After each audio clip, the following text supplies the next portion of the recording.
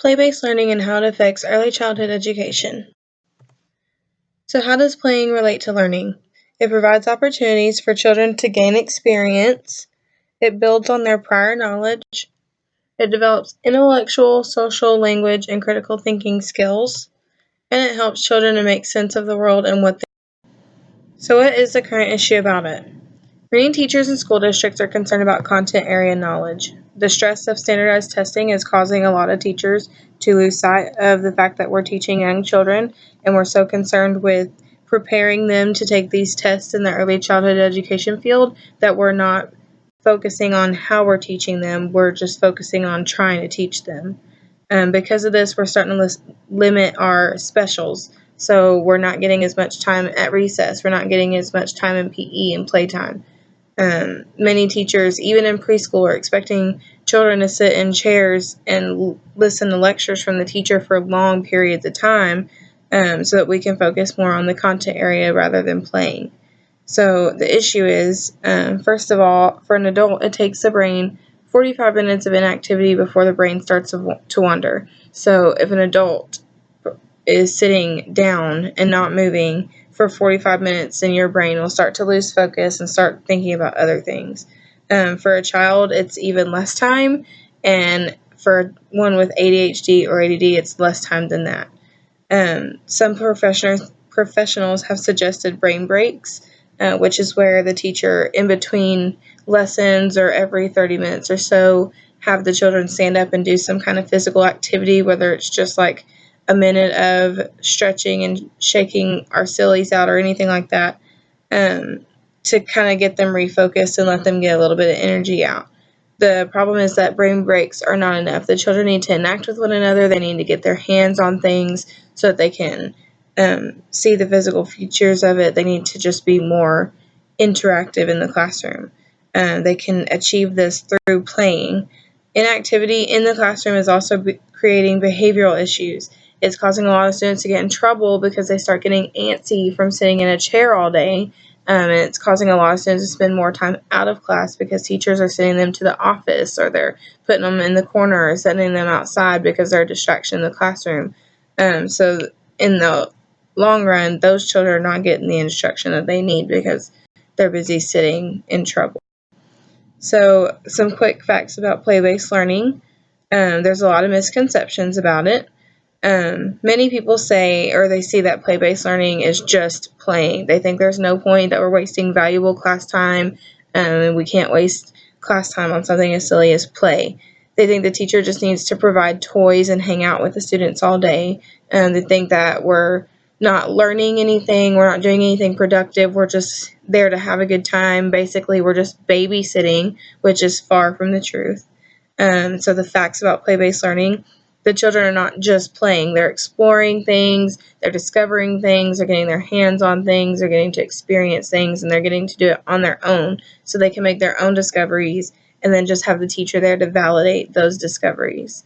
The teacher needs to be strategic in everything that she supplies her students with. All the materials she provides have purpose and have a meaning, and the environment that she is creating supports her decisions regarding like these materials and activities, but everything needs to have purpose. And then not only is learning happening, but comprehension. Through play, students not only are learning and getting their hands on things, but sometimes it helps them to comprehend something that it's not really making sense in their brain, that they're being told something, so they can get a chance to act it out and try to understand and comprehend it on their own time.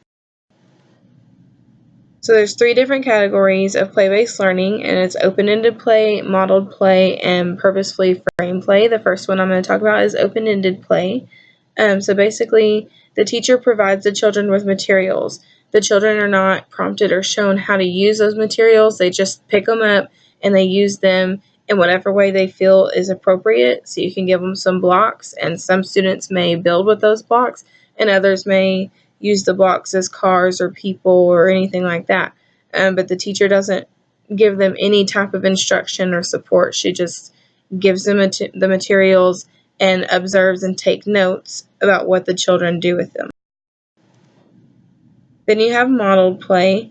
The teacher will show the children how to use the materials, and then she will give the children those materials and help them use the toys and stuff the way that the teacher did.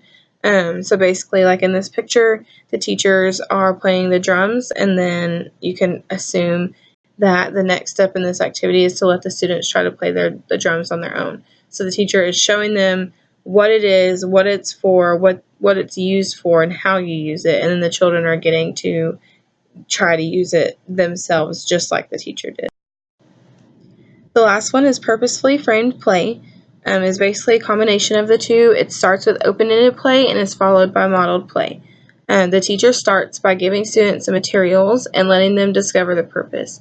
After taking observations about what the students were doing without instruction, she'll take the materials and model how they should be used and what they're used for. Then the students will take the materials back and use them just as the teacher has shown them how to. Afterwards, the students will then discuss the activity. They'll answer questions like, why did we use this to do this? And what other things could you do with this? So they're talking, not only just playing, but they're talking about why they played the way they did or why they used this toy the way they did. So you're going to obviously have one that's more effective than the others. Which one is most effective? That would be the purposely framed play.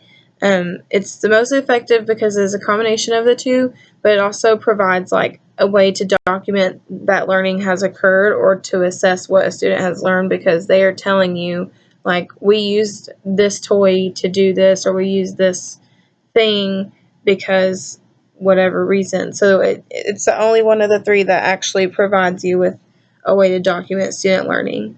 Often the play activity surrounds or supports a conceptual objective. So through purposefully framed play, the students are able to connect to the content, or connect the content to the activity, and they can talk about the relationship between the two. Some activities you can do with purposefully framed play: you can do shared reading, and that'll help teaching them like book orientation, how to use a book, how to read the words, left to right, or turn the pages, different things.